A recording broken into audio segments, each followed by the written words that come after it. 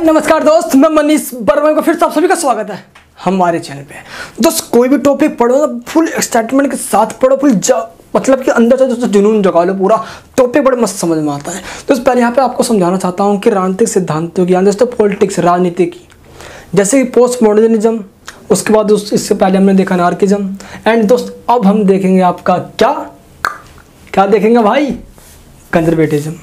दोस्तों आपको मैं बताना चाहता हूँ यार कि सबसे पहले कि ये रूढ़िवाद या कंजर्वेटिज्म होता क्या है इसका मतलब।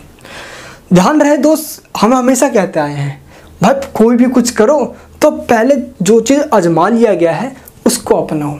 आजमाई हुई चीज़ को अपनाओगे तो कभी धोखा नहीं खाओगे, ऐसा होता है ना। तो यही तो सिद्धांत है रूढ़िवादी। रूढ़िवादी क्या कहता है कि आजमाए हुए चीज़ को अपनाओगे तो सफलता पाओगे, लेकिन क्या, कैसे, क्यों, चलिए आते हैं, पहले हम बात करते हैं। तो टॉपिक सबसे पहले हमारा फिर से वैसा ही है, सबसे पहले इंट्रोडक्शन देना है।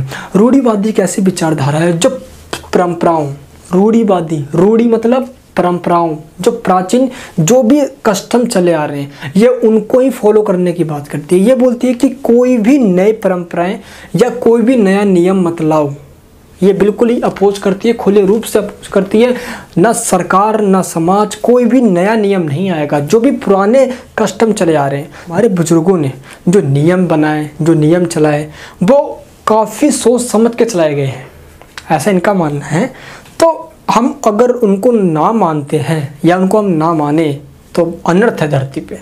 इसलिए हमारे जो बुजुर्गों ने, जो पूर्वजों ने जो नियम बनाए हैं, जो उसी को मानना है हमें, वही हमारी परंपरा है। आज किसी भी तरह के चेंज के बिल्कुल ही खिलाफ है। ये परंपराओं की मानने की बात करते हैं, हमारे कस्टम्स, रीति रिवाज जो चले आ रहे हैं उसी को मानने की बात करते हैं। लेकिन दोस्तों इसका विकास हुआ कैसे, रूढ़िवादी कब आया, क्यों आया, किसका विरोध करने आया, इसकी बात करते हैं। दोस्त हुआ ये था कि 18th सेंचुरी के अंदर, 18वीं शताब्दी में, यानी कि सन 1700 था। दोस्त जैसे इंडस्ट्रियल रेवोल्यूशन आया, समाज में काफ़ी सारे चेंजेस आने स्टार्ट हुए, मशीनों का आविष्कार हुआ, मशीनों का इन्वेंशन हुआ। और इसी के बीच दोस्त हम सब जानते हैं कि मनुष्य का एक रैशनलिस्ट है, इंसान के पास बुद्धि है, वो उसका यूज करना जानता है। और दोस्त इसी समय अलग अलग लोगों ने, जैसे कि आइजैक न्यूटन हो गया, दोस्त डेविड ह्यूम हो गया, काफ़ी सारे ऐसे विचारकों ने, दोस्त साइंटिस्टों ने क्या कर लिया दोस्त, इन्वेंशन करना स्टार्ट किया, आविष्कार करना स्टार्ट किया। इससे क्या हुआ दोस्त, जो पुरानी प्रथाएं चली आ रही थी उसमें चेंजेस आना स्टार्ट हुआ। और इसी कारण से एक विचारधारा निकल कर आई जिसका नाम था रूढ़िवादी, कंजर्वेटिज्म। ये क्या कहते हैं, कंजर्वेट बनो, कंजर्वेट मतलब कि रूढ़िवादी बनो, जो पुरानी व्यवस्था चली आ रही है उसको अपनाओ। और दोस्त जब आविष्कार होना स्टार्ट हुआ, नए नए विचार आना स्टार्ट हुआ, उसको ही ज्ञानोदय का नाम दिया गया। क्या दिया गया, ज्ञानोदय, यानी कि इनलाइटलमेंट। क्या कहा गया उसको, इनलाइटलमेंट। और इस तरीके से जब ज्ञानोदय हुआ तो दोस्त ज्ञान हुआ, यानी कि इनलाइटलमेंट के बाद ही किसका उदय हुआ, कंजर्वेटिज्म का, यानी कि किसका, रूढ़िवाद का। और दोस्त इन्होंने क्या कहा दोस्त हमने देख लिया, सबसे पहले इसका इंट्रोडक्शन देखा, फिर इसका हमने राइज देखा, कैसे हुआ, किस तरीके से हुआ, क्या कारण था। अब देखते हैं दोस्त इसका मेन फीचर्स क्या है। फीचर्स मतलब क्या होता है भाई, इसकी मेन बात है ना, मुख्य बात है, क्या क्या कहता है ये। सबसे पहले दोस्त इसका कहना है कि कोई भी समाज सर्वगुण संपन्न नहीं है, कोई भी सोसाइटी परफेक्ट नहीं है। किसी भी सोसाइटी के अंदर सभी लोग मतलब कि सही रूप से वो कोई भी नियम नहीं बना सकते। इसलिए जो पहले से चला आ रहा है उसको अपना के चलो भाई, है भले में रहोगे, शांति रहोगे, समाज में खुशियाँ रहेगी। इनका दोस्त पहला ऐसा मानना है। परिवर्तन का ये विरोध करते हैं, कोई भी किसी भी तरीके से परिवर्तन किया जा रहा हो जिसके कारण सामाजिक, आर्थिक और राजनीतिक, सोशल, इकोनॉमिक और पॉलिटिकल दोस्त चेंजेस आता हो तो समझ लो वो खतरनाक है। और दोस्त इसी कारण से ये परिवर्तन का भी विरोध करते हैं। एंड दोस्त नेक्स्ट पॉइंट क्या है, ये आदर्शवादी नहीं है। आदर्शवादी मतलब क्या कि ये होना चाहिए, ये होना चाहिए, ये होना चाहिए, ये होना चाहिए, ये इसका अपोज करते हैं। ये तो भाई यथार्थवादी, रियलिस्टिक्स है। क्या बोलते हैं ये, रियलिज्म। पढ़ा दोस्तों, थ्योरी नहीं पढ़ा आपने, रियलिज्म का थ्योरी, भाई वीडियो अपलोड है देख लेना। ये कहते हैं कि जो हो रखा है ना, जो वास्तविकता है, जो समाज में दिख रहा है वही है सब कुछ, बस आदर्शवादी नहीं बनना है हमें, है। आइडियलिस्ट नहीं बनना हमें कि नहीं ये करना चाहिए, हमें ये करना चाहिए। तो जहाँ पर भी चाहिए वर्ड आता है ना लास्ट में, ये करना चाहिए वो करना चाहिए, उसको आदर्शवादी कहा जाता है। यथार्थवादी क्या हो रहा है, क्या है, यानी दोस्तों ये है में विश्वास करते हैं, और आदर्शवादी चाहिए में विश्वास करते हैं। तो ये चाहिए कि ऐसे कि तैसे करते हैं, हमें नहीं चाहिए, हमें नहीं चाहिए, हमें जो है वो वही रहना है। आया तो समझ में, यानी कि परिवर्तन का सीधी सादी बातें अपोज करते हुए दिख रहे हैं। नेक्स्ट है ये व्यापक योजना का दोस्तों, जो बहुत बड़ा अगर कोई योजना लाया जा रहा हो जिसके कारण कोई चेंज होता हो बड़ा, ये उसका भी विरोध करते हैं। क्रांति विहीन शांतिपूर्ण समाज चाहते हैं। ये बोलते हैं कि ऐसी सोसाइटी हो जहाँ पे कोई रेवोल्यूशन ना हो, क्योंकि रेवोल्यूशन का मतलब क्या होता है, चेंजेस होना। दोस्त कोई भी क्रांति की जाती या तो चेंजेस करने के लिए या कोई भी चेंज हो रहा हो तो उसको रोकने के लिए, इसलिए कहते हैं ये रेवोल्यूशन लेस सोसाइटी, जहाँ पे कोई भी क्रांति ना हो। नेक्स्ट पॉइंट क्या है, ये तर्क को अधिक सम्मान ना दें। दोस्त पता है क्या कहते हैं, ये जो प्राचीन या जो परंपराएं हैं, हमारे जो कस्टम जो चले आ रहे हैं वो ठीक है, बिल्कुल ठीक है, लेकिन अगर अभी कोई नया नियम या कोई नई परंपराएं लागू की जाती है और ये तर्क दिया जाता है कि ये आज के अकॉर्डिंग ठीक है, तो बिल्कुल वो गलत है। इनका ऐसा मानना है जो पुराने चले आ रही है उसको ही अपनाओ, क्योंकि दोस्तों तर्क को, किसी भी बात को ठीक बनाने के लिए लॉजिक दिया जाता है दोस्त, वही तो हमारा तर्क होता है ना। तो आज के अकॉर्डिंग कोई तर्क देता है कि नहीं ऐसा कर लो, तो भाई वो गलत हो जाएगा, है ना। लेकिन दोस्त एक बात जरूर ध्यान रखें यार, अब इसका हम देखो समय के साथ बदलना पड़ता है, समय का पहिया चलता है दिन ढलता है, सुना है ना भाई ये, इसलिए भाई हमें समय के साथ अपने आप को बदलना भी तो पड़ता है भाई। कि ये कहाँ से विचारधारा आ गया यार ये, चलिए भाई ठीक है। नेक्स्ट, समझौते को नकारना। कोई ऐसा कॉम्प्रोमाइज़ हो रहा हो, कोई दोस्त कोई ऐसा एग्रीमेंट हो रहा हो, उस एग्रीमेंट के कारण लोगों के कल्चर्स में चेंज आ रहा हो, सोशल लाइफ में चेंज आ रहा हो, तो वो नहीं करना। कौन कह रहा है दोस्त, कंजर्वेटिज्म कह रहा है, यानी कि रूढ़िवादी कह रहा है। दोस्त ये तो बात हो गई। दोस्त एक थिंकर यहाँ पे ह्यूम, इनकी एक पुस्तक है आ ट्रीटीज ऑन ह्यूमन नेचर, मानव प्रकृति विचार और विवेचन, 1939 में आई थी दोस्त, 1939 एंड 14 में आई थी, है ना, 39 से 14 में, है ना, 39 से 40 में आई थी। इस पुस्तक में इन्होंने इन सभी बातों का समर्थन किया है, ह्यूम ने। इसी के बाद दोस्त एक प्राणी और है यहाँ दोस्त, एक थिंकर और है, एडमंड बर्क।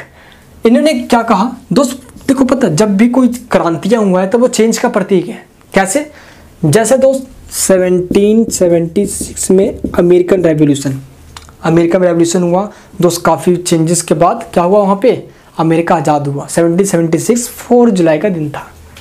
1789 में फ्रेंच रेवोल्यूशन हुआ,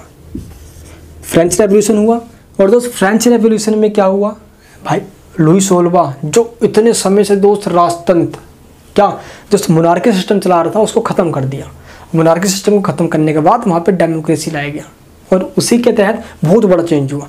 क्योंकि दोस्त ध्यान रखना, रेवोल्यूशन का मतलब ही चेंज करना होता है।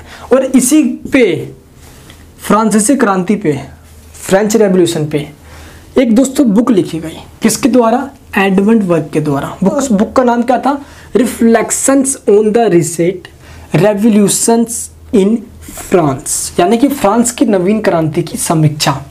क्या करना था दोस्त, समीक्षा करना था कि क्या हुआ इससे, क्या नहीं हुआ। तो दोस्त इनमें यह बताया गया कि समाज वास्तव में एक अनुबंध है। दोस्त समाज जो बना हुआ है ना, वो एक एग्रीमेंट के द्वारा बना हुआ है। सभी लोग आपस में एक इंटरकनेक्टेड है। मेरी कल्चर्स आपके कल्चर से मैच खाती है, पूरी ना भी खाती हो, थोड़ी बहुत तो खाती है दोस्त। अब चम्मच से खाते हो या हाथ से खाते हो, खाना तो खाते ही हो, लेकिन सबका अपना अपना कल्चर है।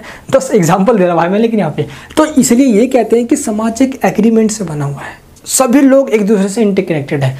अगर कोई भी छोटा सा भी चेंज होता है तो वो उस चेंज का इफेक्ट पूरे सोसाइटी पे पड़ता है ना चेंज। इसलिए एडमंड बर्क ने कहा फ्रांस की क्रांति में जो चेंजेस आए उसका पूरा प्रभाव समाज पे पड़ा और लोगों ने नए विचारों को अपनाना स्टार्ट किया। लेकिन पूरे रूप से नया विचार अपनाना, पुराने विचार को नकार देने से समाज में खतरा भी आ सकता है, जैसा इनका मत था। तो दोस्त इस तरीके से फ्रेंच रेवोल्यूशन के बाद काफ़ी जो चेंजेस आए, जैसे कि मान लो फ्रीडम हो गया, इक्वलिटी हो गया, फ्रेटर्निटी हो गया, यानी कि स्वतंत्रता, समानता और बंधुत्व, ये तीनों ही विचार फ्रेंच रेवोल्यूशन की देन है।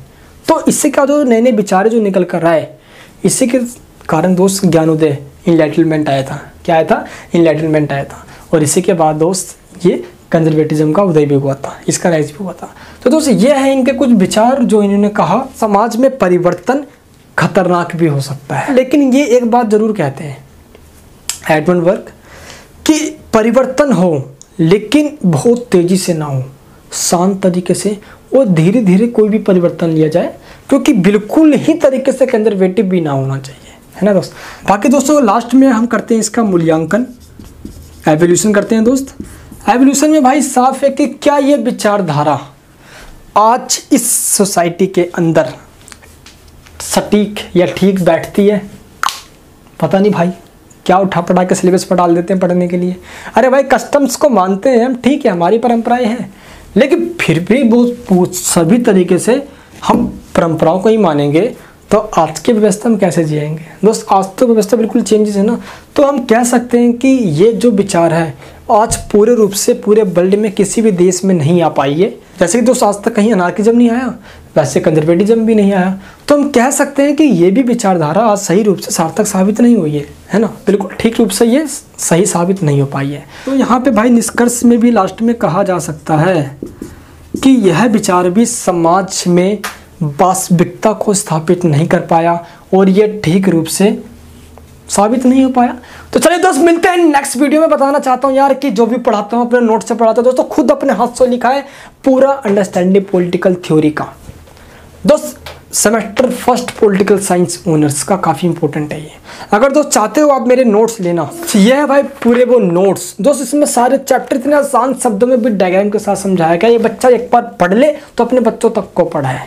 दोस्त बताना चाहता हूँ कि अंडरस्टैंडिंग पॉलिटिकल थ्योरी हो गया, IVS हो गया, डेमोक्रेसी इन पॉलिटिक्स हो गया, या दोस्त आपका जितने भी सब्जेक्ट है दोस्त सभी सब्जेक्ट के नोट्स रेडी है प्रिंटेड रूप में। भाई इसके PDF या हार्ड कॉपी दोनों ले सकते हो आप। नोट्स का लिंक इन डिस्क्रिप्शन बॉक्स। चलिए दोस्त प्लीज़ इस वीडियो को लाइक करके मेरे उत्साह को बढ़ाए। कैसा लगा आपको वीडियो, अपना फीडबैक देना बिल्कुल ना भूलें। अगर चैनल पे नए आ गए या भूले भटके आ गए तो प्लीज़ चैनल को सब्सक्राइब करके हमारे इस दिल का मेंबर बने। और मिलते हैं नेक्स्ट वीडियो में धमाकेदार टॉपिक के साथ। लास्ट में कहना चाहता हूँ कि मौज करो रोज करो, ना मिले तो खोज करो। जय हिंद, जय भारत।